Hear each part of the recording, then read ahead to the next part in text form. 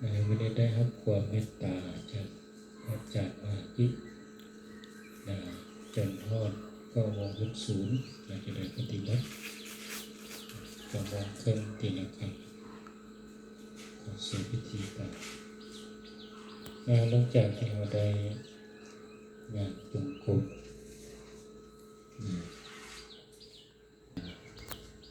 หนึ่งในนั้นคือ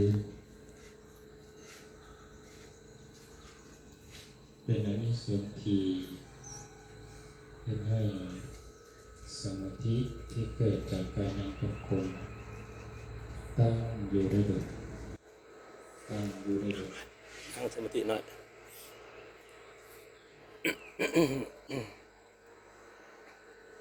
การนั่งจงกรมก็เพื่อที่จะพิจารณาหูทุกข์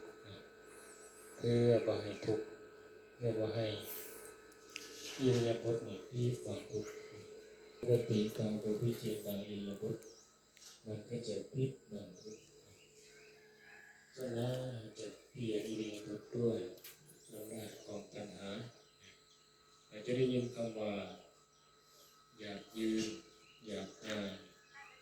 อยากนั่งแล้วก็อยากนอนฉะนั้นเราจะเห็นด้วยความอยากด้วยอำนาจของความอยากอาจารย์เนี่ยจงมานิเมียนิสโสไปเรียนรู้กรรมฐานจากพระสัมมาสัมพุทธเจ้าคืออิริยาบถของพระเป็นหนึ่งในวิปัสสนากรรมฐานนั่นเองก็คือมีการสังเกตสังการรู้สึกตัวทั่วพร้อมการพิจารณาอิริยาบถทั้งสี่นี่เรียกว่าอิริยาบถใหญ่แต่ก็บุคคลที่จะละเลยอิริยาบถน้อยเช่นเดียวกันอิริยาบถเพราะว่าอิริยาบถน้อยก็อาศัยอิริยาบถใหญ่เกิดจากอิริยาบถใหญ่เหมือนกันเช่นว่างวกซ้ายแลขวาพับคู่ขาแขนขางวกซ้ายแลขวาก็ต้องมีสติสัมปชัญญะเหมือนกันกำกับอยู่เสมอรู้ทันกระบวนการของอิริยาบถที่มันกำลังที่ต่อทุกการพิจารณาเรื่องรู้อิริยาบถก็เพื่อที่จะเข้าใจเข้าถึงเห็นตัวทุกข์ชัดเจนจะได้กระทำปริญญาที่เกิดขึ้นจะได้กระทำญาตปริญญา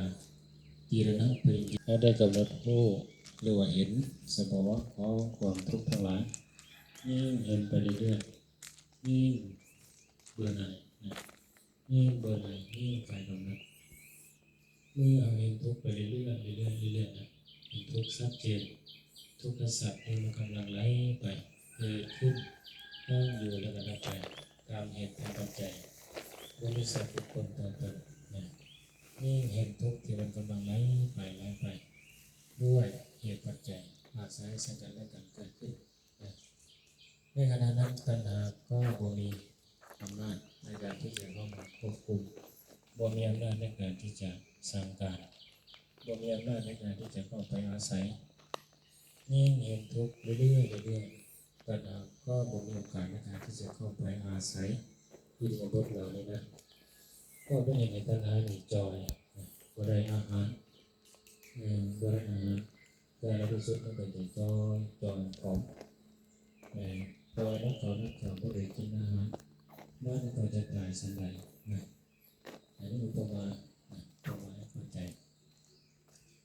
ฉะนั้นอิริยาบถนี่ก็เป็นหนึ่งในสมัยพุทธกาล